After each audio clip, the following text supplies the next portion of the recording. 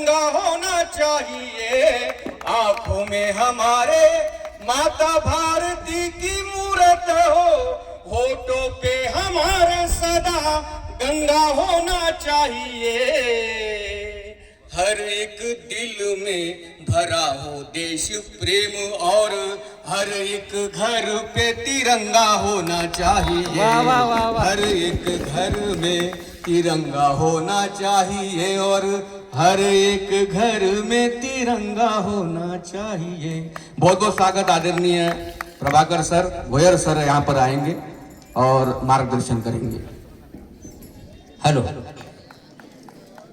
पूजनीय गुरुदेव, वास्तविक डॉक्टर साहेबांनी सर्व आपल्या शाळेबद्दलचं मार्गदर्शन केलं आणि मार्गदर्शनाची आता काही आवश्यकता सुद्धा नाही, तरी परंतु सरांनी सांगितलं की ग्रामगीतेतनी जे महाराजांनी सांगितलं त्याच दोन ओळी आपण सांगत आहोत। सब देव न का देव गुरु है, सब देव न का देव गुरु है, सब ज्ञान का ज्ञान गुरु है और सब साध्य का साध्य गुरु।